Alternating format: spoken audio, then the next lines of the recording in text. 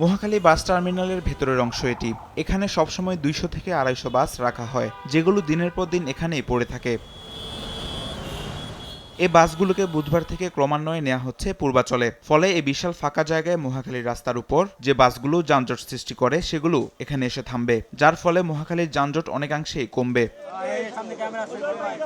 এদিন দুপুরে ঢাকা জেলা বাস, মিনিবাস, সড়ক পরিবহন শ্রমিক ইউনিয়নে পূর্বাচলে নবনির্মিত অস্থায়ী ডিপোতে বাস স্থানান্তর কার্যক্রম উদ্বোধন করা হয়। এ সময় পরিবহন মালিক সমিতির মহাসচিব বলেন, এটা দীর্ঘদিনের চাওয়া ছিল, সেটা সরকার প্রধানের ইচ্ছায় বাস্তবায়ন হতে চলেছে।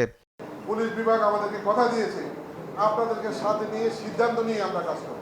তবে আমরা সিদ্ধান্ত যেটা নেব একমত হয়ে, এই সিদ্ধান্তে কেউ যেন আমরা ছুরিকাঘাত না করি পিছন থেকে এবং অমান্য না করি। এই ক্ষেত্রে আমাদের কিন্তু সাংগঠনিক সিদ্ধান্তের বিষয়। আপনারা যদি সুশৃঙ্খল এই সিদ্ধান্তগুলিতে যান, এই মহাখালী টার্মিনাল সর্বপ্রথম আপনারা ইনস্ট্যান্ট হবেন, উদাহরণ হবেন। ডিএমপি কমিশনার বলেন, বাসগুলো স্থানান্তর যানজট নিরসনে গুরুত্বপূর্ণ ভূমিকা রাখবে।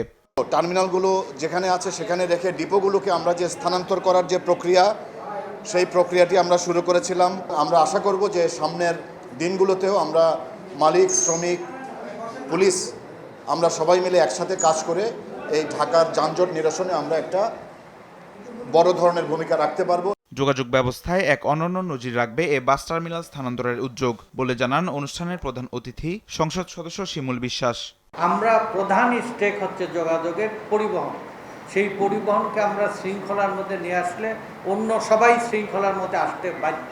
আমরা পরিবহনকে সেবা এবং দেশের স্বার্থে আমরা ব্যবহার করতে চাই। এই সিদ্ধান্তগুলো আমরা নিয়েছি। এই সিদ্ধান্তটা পালন করার জন্য আমরা মোটিভেশন ওয়ার্ক করেছি।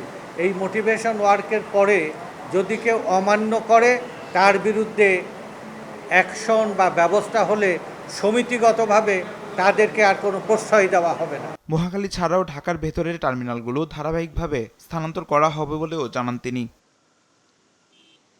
তামিম মাহবুব, দেশ টিভি, ঢাকা।